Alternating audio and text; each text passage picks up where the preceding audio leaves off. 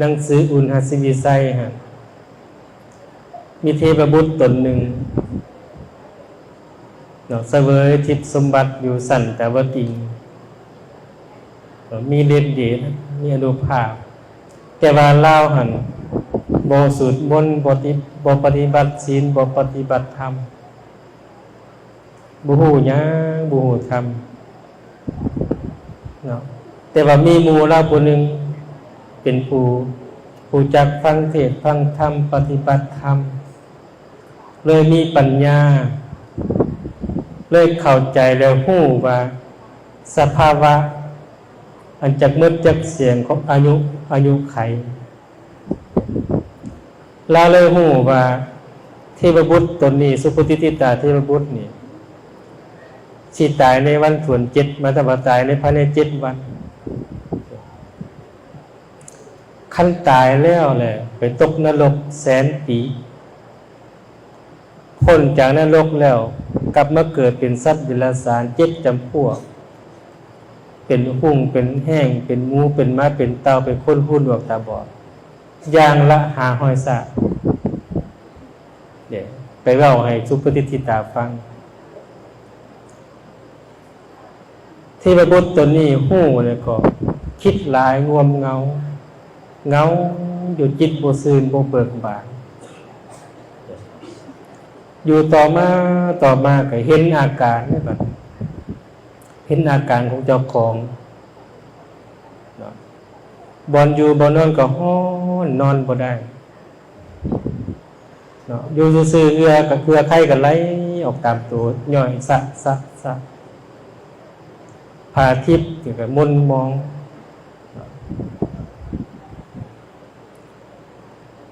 ทุกสิ่งทุกอย่างนั่นว่าผิดปกติเมื่อดอกไม้เขาเหี่ยวแห้งอยู่ในห้องที่เคยบูชาปกติดอกไม้อยู่สวรรค์จะบ่เหี่ยวจะบ่แห้งงามอยู่ตลอดเป็นดอกไม้ทิพย์แต่ว่าอาการแล้วนั่นอยู่ซื่อๆดอกไม้ก็เหี่ยวแห้งคันตะลงผ้าสบงผ้าสบายที่นุ่งกะบนมองห่อนกะวนกะไว้มาใส่กายก็ใส่บ่ได้ฮ้อนจริงว่าคันบุพนิมิตหาประการเกิดขึ้นแก่เทพบุตรเทพธิดาองค์ใดก็เทพบุตรเทพธิดาองค์นั้นก็จะจุติตายจากสวรรค์อย่างบ่ต้องสงสัยคันเราเห็นจังซั่นแล้วแหละย่านตกใจไผน้อสิซอยได้ไหนไผน้อสิมาซอยบ่ให้ตายก็เลยไปหาพระอินทร์ผู้เป็นใหญ่ในสวรรค์สันตบดีไปหาพระอินทร์ก็บอกว่าโอ้ว่าซั่นชื่อว่าความตายนี่แม้แต่เฮาผู้เป็นใหญ่ในสวรรค์ก็ซอยบ่ได้เรื่องความตายก็มีแต่พุทธเจ้าที่จะซอยได้ตอนนั้นพุทธเจ้าไปโปรดพุทธมารดาอยู่สั้นแต่ว่าติงอยู่สวรรค์3 เดือนพระอินทร์ก็เลยพาไปแล้วก็แต่งเครื่องกิญาบูชาไปแล้วก็ไปกราบพุทธเจ้าพระอินทร์ก็เลยเล่าสภาวะของเทพบุตรตนนั้นให้พุทธเจ้าฟังพุทธเจ้าก็กล่าวว่าคันเราตายแล้วก็จะตกนรกแสนปีเป็นสัตว์เดรัจฉาน7จำพวกอย่างละ500ซะพระอินทร์เลยถามต่อว่า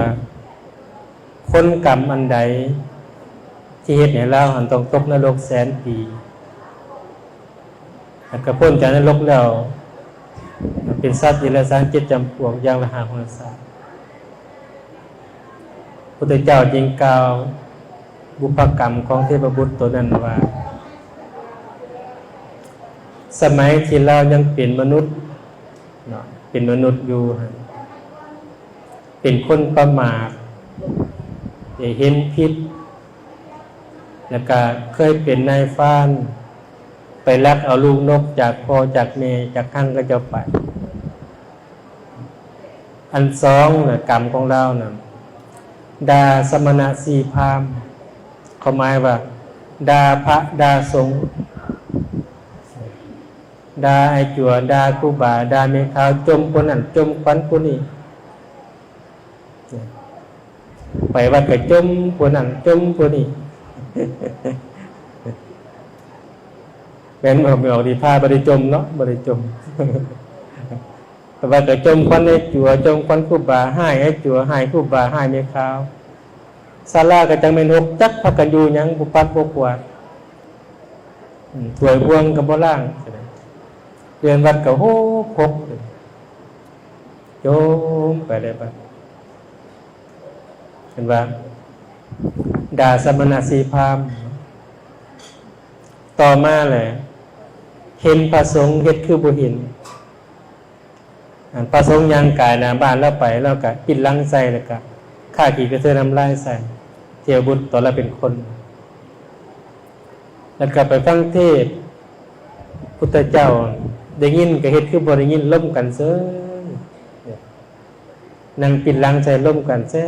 ซ่ๆกับหมู่แล้วก็กรรมที่นักหลายแม่นฆ่าพ่อตีแม่ได้บัดที่เฮ็ดให้ตกนรกแสนปีได้มันกรรมตัวฆ่าพ่อตีแม่กรรมหนักที่สุดผู้ใดเฮ็ดให้พ่อแม่ลำบากใจเฮ็ดให้พ่อแม่ทุกข์ใจเฮ็ดให้พ่อแม่ร้องไห้น้ำตาไหลในทางที่บ่ดีบ่งามลูกคนนั้นจะเป็นว่าตกนรกแห่งไปฆ่าพ่อฆ่าแม่ให้ตายไปนี้แห่งกรรมหนักที่ว่าตกนรกแสนปีฉะนั้นจึงว่ากรรมที่ตกนรกแสนปีเลยเป็นฆ่าพ่อตีแม่กรรมที่แล้วเป็นคนหูหนวกหาหัวศาสตร์เลยเป็นเวลาฟังเทศน์เลยบ่ตั้งใจฟังเฮ็ดคือบ่ได้ยินเข้าหูซ้ายเอาหูขวาได้ยินคือบ่ได้ยินเลือกกรรมเรานั่นเฮ็ดให้เราหูหนวกหาหัวศาสตร์วันนี้ตัวที่ว่าตาบอดเห็นเป็นว่ากรรมที่เห็นพระสงฆ์เฮ็ดคือบ่เห็นแล้วปิดหลังใส่ฆ่าขี้กระเทือนน้ำลายใส่พระสงฆ์แล้วเห็นแล้วกรรมตอนนั้นส่งผลให้เราตาบอดหาห้อยซะระวังได้เฮาก็ได้ขี่รถไปเห็นพระสงฆ์เหยียบขี้ตมใส่นอกจากบ่จอดแล้วก็ยังเหยียบขี้ตมใส่เนาะ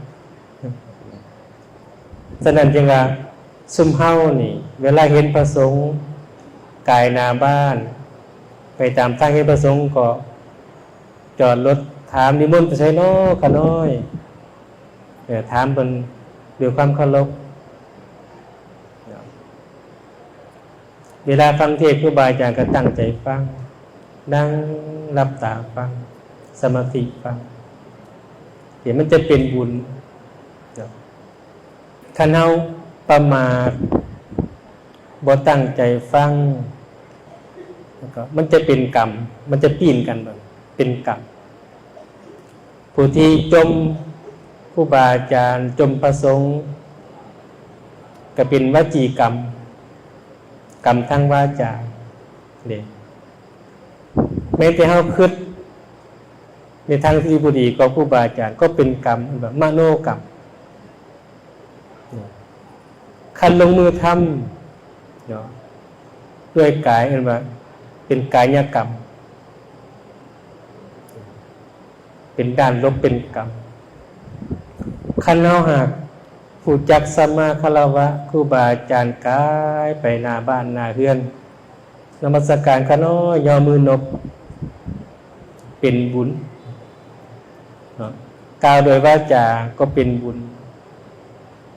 ก็กล่าวนึกน้อมในใจสาธุครูบาอาจารย์ก็เป็นบุญแต่มันจะปีนกันฉะนั้นบุญและบาปมันจะผ่านมาทั้งกายวาจาและใจทั้ง3บ่อนนี้แหละคันมีปัญญามันก็เป็นบุญเป็นกุศล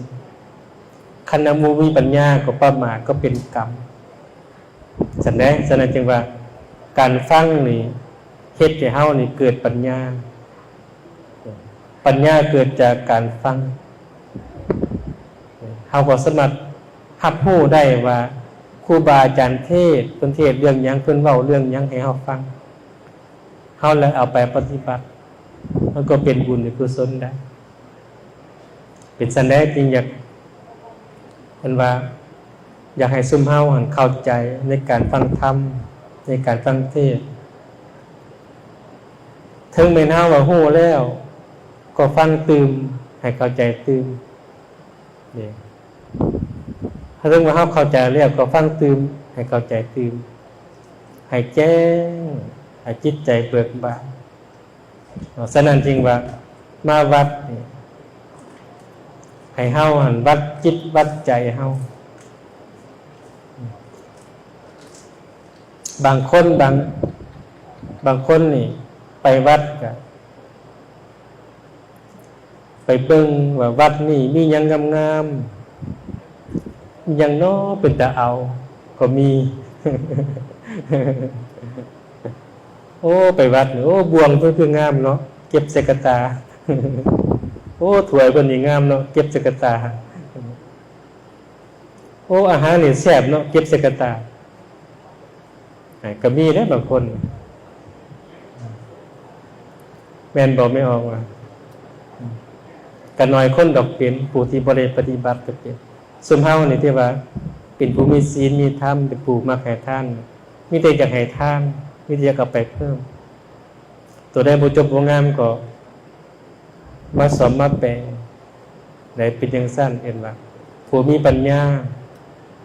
สามารถเฮ็ดให้จริง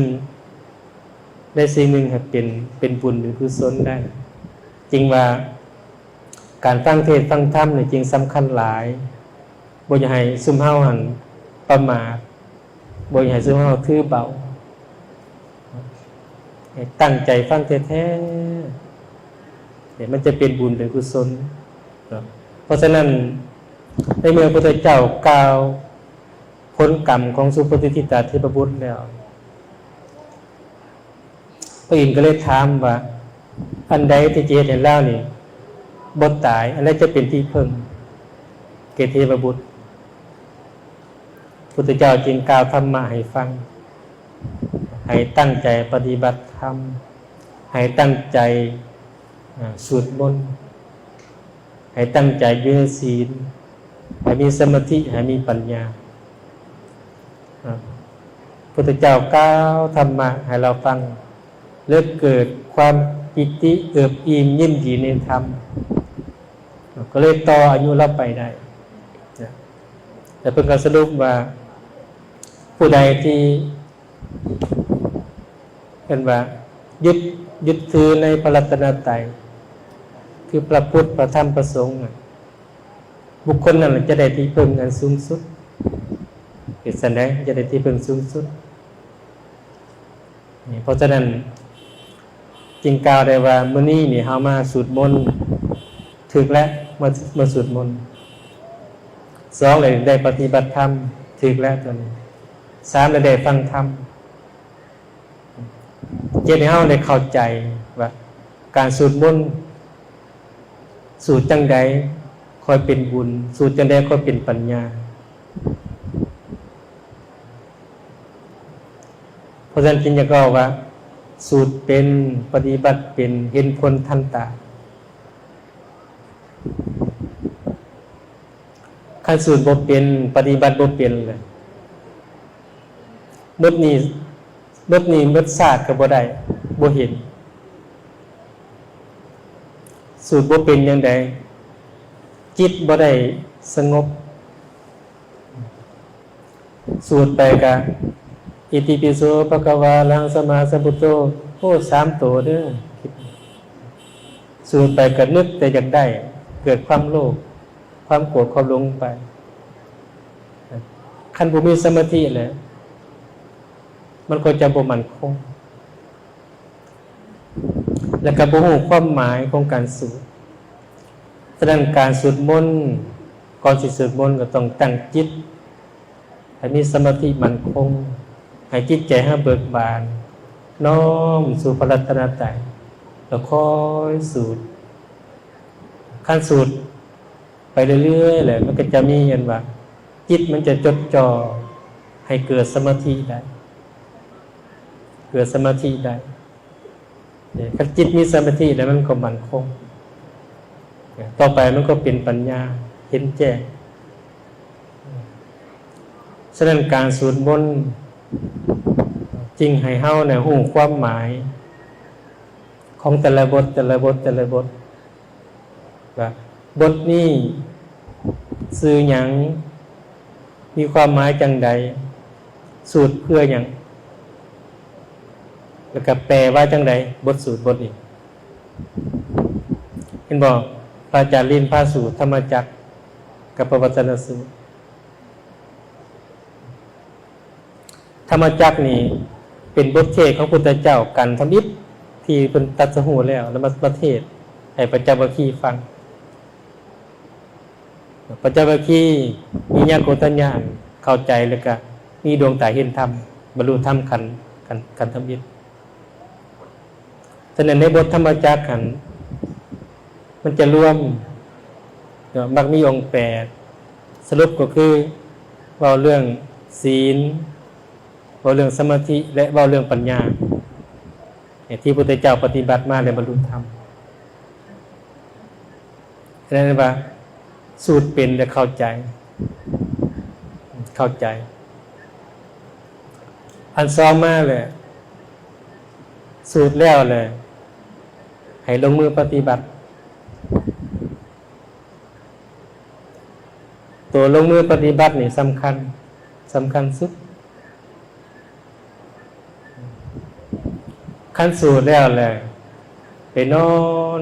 มือกายแนวผากอยู่ตื่นมากก็คือเก่า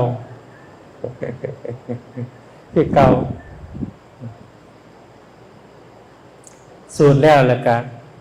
ลงมือปฏิบัติอย่างแน่รักษาศีลให้รักษาศีล2แหละให้ตั้งจิตฝึกสมาธิเนี่ยฝึกสมาธิ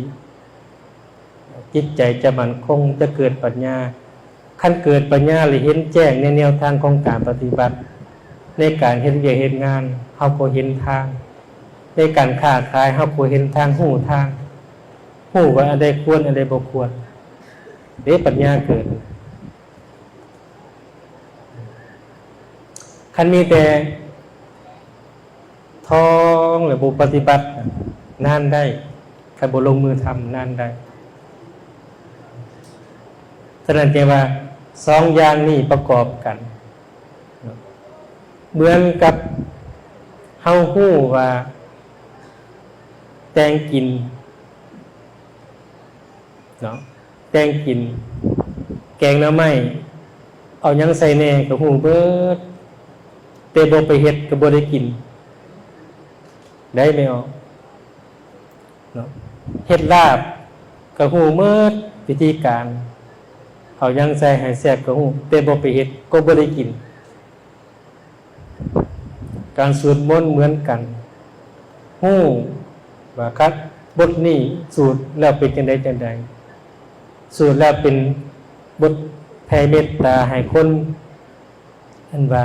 ยินดีให้คนฮักเป็นเสน่ห์ฮู้แต่ว่าคันบ่ลงมือปฏิบัติฝึกสมาธิให้จิตใจมั่นคงมันก็เลยนานได้ผล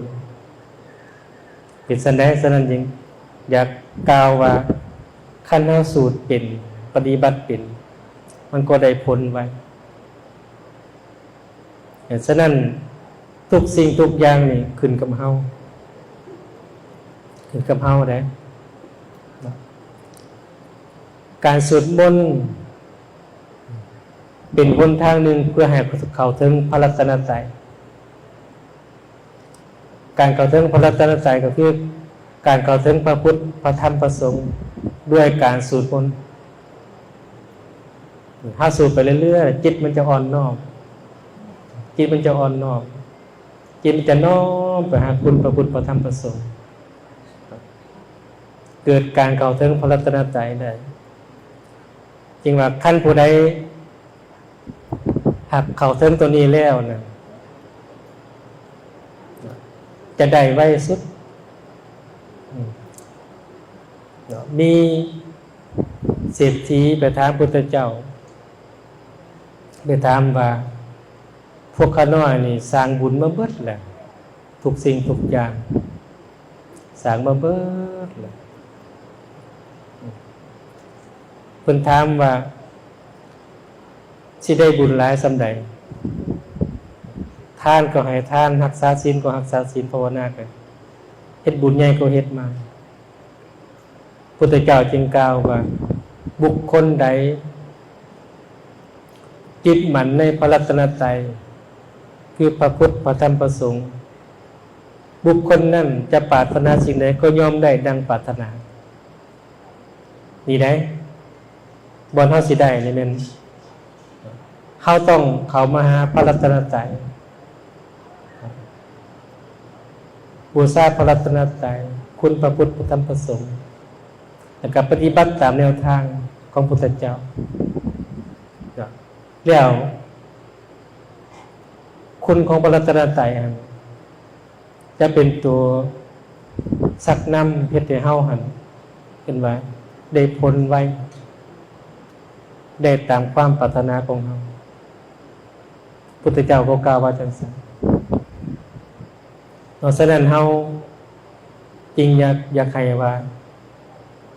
สุดมนต์สุดอยู่เฮือนก็ดีสุดอยู่วัดก็ดีสุดอยู่วัดนี่ดีวันหนึ่งมันว่าครูบาอาจารย์นำพาสูตรแล้วก็นำพาปฏิบัติฝึกสมาธิภาวนาอธิบายให้ฟังแต่ละบทเฮาแล้วเข้าใจแต่ว่าสูตรอยู่เฮือนเฮาหั่นบ่มีใครอธิบายกะท่องเป็นแต่ภาษาบาลีบางเทื่อก็เมื่อยบ่นั่งสมาธิซ้ำสูตรมนต์แล้วก็ออกไปแล้วก็ไปจมไปหายคือเก่าสูตรมนต์แล้วไปหายดูหายล้านซื้อบ่ฮู้ว่าครูไว้พาสูตรมนต์ไปหายเขาเจ้าว่าโอ้สูตรมนต์ยังหายอยู่เนาะเขาเจ้าว่า ฉะนั้นอันนี้สงของการสวดมนต์นี่สูงสุดเลยแม่นจิตเป็นสมาธิว่าจิตมั่นคงจิตตั้งมั่นเป็นสมาธิแล้วก็บ่หวั่นไหวในอารมณ์ที่มากระทบฮอดบองนี้แต่ว่าครูบาอาจารย์สามารถนำพาให้กายสมาธิได้ให้ได้ปัญญาได้เพิ่นจึงนำพาปฏิบัติฝึกสมาธิต่อเพื่อให้เป็นปัญญาอย่างแท้จริงเฮาสูตรมนต์ผู้เดียวนี่จิตสงบแต่ว่ามาสูตรของครูบาอาจารย์นี่เพิ่นจะต่อยอดให้เป็นปัญญาให้กายสมาธิให้ได้ปัญญาอย่างสมบูรณ์ให้เห็นแจ้งในการปฏิบัติเห็นแจ้งในกายในจิตเฮาฉะนั้นจึงว่าคำมานี่ถือบอนแล้วมาสูตรมนต์มาไหว้พระมาปฏิบัติแล้วก็สำคัญอย่าลืมว่าสิ่งที่เฮาอธิษฐานจิตตัวนี้ก็สำคัญว่าเป็นหยังเฮาอธิษฐานก็เลยบ่ได้ตามอธิษฐานเพราะเฮาเว้าแต่อยู่วัดนี่เลยลืมเมื่อเลยลืมว่าเฮาอธิษฐานหยังแล้วบ่ได้ต่อบ่ได้ปฏิบัติต่อมันก็เลยบ่ต่อเนื่องฉะนั้นทุกคนทุกทายเวลาอธิษฐานจิตเนี่ยจื้อได้เดี๋ยวออกจื้อไว้ได้ว่าเฮาอธิษฐานเรื่องหยังกับเมื่อแล้วก็ไปเฮ็ดเรื่องนั้นไปปฏิบัติเรื่องนั้นแล้วมันจะได้กลับมาอันนี้เฮาอธิษฐานเรื่องนี้บัดเมื่อแล้วไปเฮ็ดเรื่องใหม่เนี่ยมันก็บ่ต่อเนื่องนี่บ่ต่อเนื่องมันก็นานได้ผลในการปฏิบัติเป็นจังซั่นฉะนั้นมื้อนี้เนี่ยเฮามาพากันตั้งจิตตั้งใจปฏิบัตินั่งสมาธินั่งท่าสบายสมาธินั่งตั้งก็ได้นั่งพื้นก็ได้คัตตมาธิก็ได้ นั่งทาที่เฮานั่งแล้วบ่เจ็บบ่ปวดสบายสบายแล้วก็มือขวาเต็งมือซ้ายในวิธีนั่งสมาธิวางใส่ตักแล้วก็ยืนตัวขึ้นซื่อๆแล้วก็หลับตาลงแล้วก็เบิ่งลมหายใจเข้าออกแล้วก็ให้นิ่งๆไว้บ่ให้ติงฝึกสมาธินิ่งเบิ่งแต่ลมหายใจเข้าลมหายใจออกกับ10-20นาทีจิตเราจะมั่นคงเป็นสมาธิได้ไวแล้วก็ให้เฮ็ดตลอดเฮ็ดทุกมื้อได้ปฏิบัติกันเฮ็ดคือเฮากินข้าวนี่กินทุกมื้อปฏิบัติก็ปฏิบัติทุกมื้อละ5นาที10นาทีขอให้เฮ็ดขอใจเฮ็ดทุกวันคันเฮ็ดทุกวันนี่มันก็จะส่งผลสมาธิเราก็จะเพิ่มขึ้นก็จะได้ปัญญาไวฉะนั้นจึงว่าซุมเฮานี่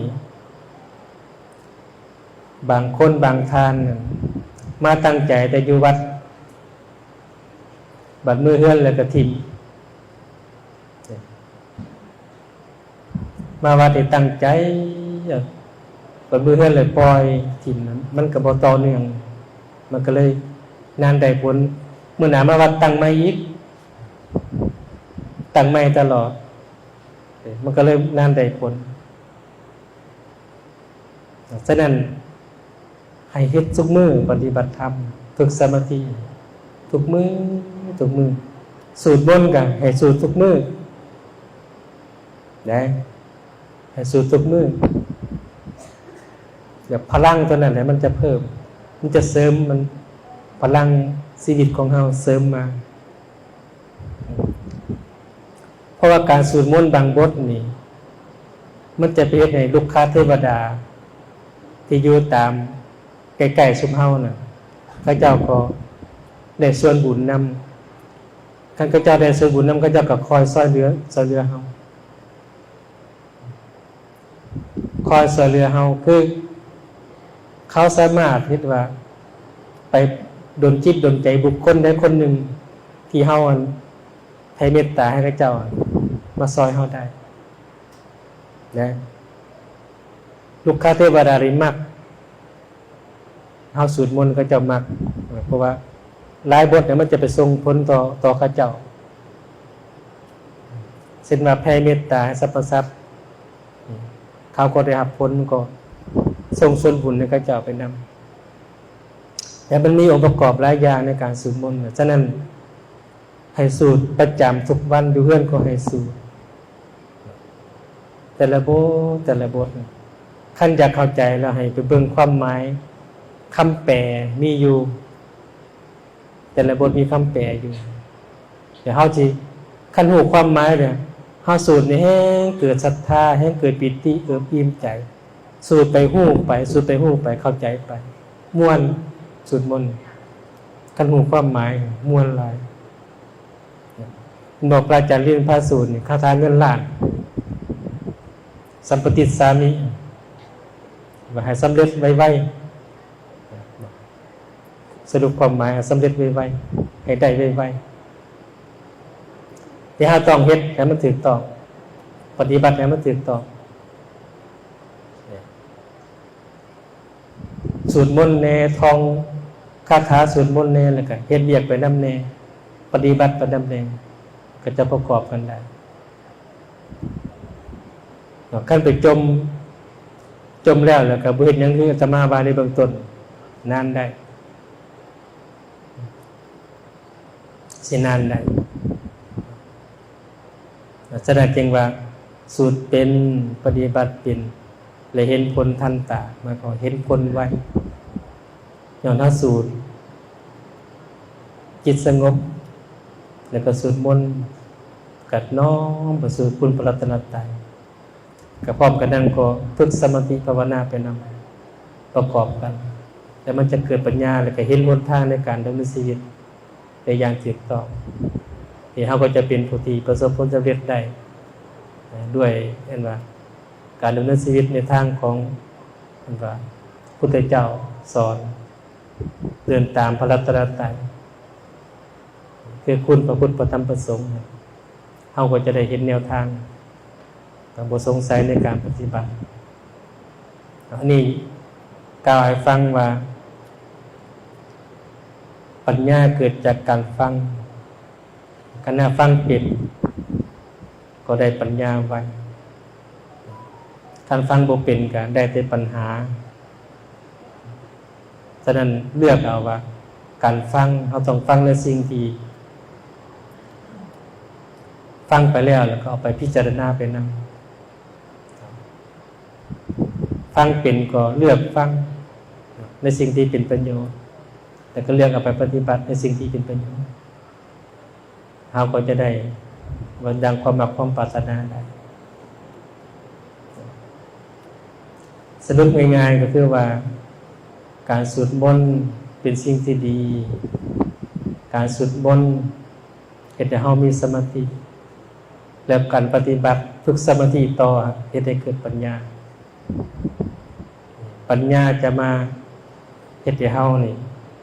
เอามาใส่ในการดำเนินชีวิตให้เห็นหนทางอย่างถูกต้องอย่างยาวาจังสันนำฉะนั้นย้ำอีกนึงว่าการฝึกสมาธิการสวดมนต์ให้สูตรต่อเนื่องสูตรทุกบัดบ่สูตรหลายก็สูตรมื้อละ2บทแต่ว่าบ่ให้ขาดฝึกสมาธิก็บ่ฝึกหลายก็ฝึกมื้อละ5นาทีแต่บ่ให้ขาดนี่ก็จะได้เห็นผลไวเป็นจังซั่นเด้เห็นว่านี่คือการปฏิบัติทางกายวาจาและจิตใจไปพร้อมๆกันทุกสิ่งทุกอย่างแม่นเริ่มจากตัวเฮาเองพุทธเจ้าก็กล่าวว่าอัตถิอัตโนนาโถตนเป็นที่พึ่งของตนคนอื่นก็เป็นครู4แนวทางแต่ว่าครูที่จะไปถึงแม่นเฮาเองฉะนั้นจึงว่าให้เพิ่มตนเองให้มั่นใจในการปฏิบัติของเฮาปฏิบัติดีก็จะดีพระพุทธเจ้าก็กล่าวไว้สรุปสั้นๆแบบนั้นฉะนั้นจึงว่าให้พากันมาปฏิบัติเด้อมาสวดมนต์มาไหว้พระสวดมนต์ปฏิบัติกับฟังธรรมก็ถือว่าพอสมควรแก่เวลาเนาะได้บ่เว้าซ้ำนี้ได้บ่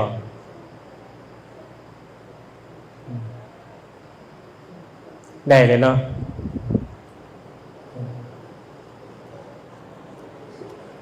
ขอถือว่าให้เฮาตั้งใจปฏิบัติเฮามาแต่ละบอนมาไกลอยู่ประเทศลาวก็ใครแน่เนาะอยู่ต่างประเทศเนี่ยมาไกลหลวงดีพาได้มาแต่อเมริกาอาจารย์เคยไปวัดเพิ่นเคยไปหลายปีก็เลยนำพาปฏิบัติธรรมแต่เพิ่นก็ยังมาฮอดมื้อนี้ครับเอาฉะนั้นถือว่าการไหว้พระสวดมนต์การฟังธรรมในมื้อนี้ก็คือว่าเป็นการเสริมสร้างสติปัญญาให้เข้าใจหลักในการปฏิบัติให้เข้าใจว่าถ้าเฮาสูตรเป็นปฏิบัติเป็นก็เห็นผลทันตาเห็นผลได้ไวมื้อนี้การที่ให้ธรรมะจริงสมควรแก่เวลาก็ขออนุโมทนาบุญนำคณะพระอาจารย์ลิ้นพระอาจารย์บัวไล่พระฤาษีคณะสงฆ์ที่นำพาญาติโยมไปพาสวดมนต์ปฏิบัติศีลปฏิบัติธรรมจะขอให้ทานทั้งหลายจงมีแต่ความสุขความเจริญปรารถนาสิ่งใดก็ให้ได้ดังความมาความปรารถนาถ้าเป็นไปในทางที่สอบประกอบด้วยสมาธิที่ดังพระบาลีว่าดังนี้รัตนัตยานุภาเวนะขออำนาจคุณพระศรีรัตนตรัยคือคุณพระพุทธพระธรรมพระสงฆ์จงมาปกป้องคุ้มครองพี่น้องในที่นี้ทุกโศกโรคภัยอย่าได้หาวีขอจงมีอายุยืนนานยึดมั่นหลักธรรมองค์สามพุทธาทานศีลภาวนาจิตเป็นแก่นสาร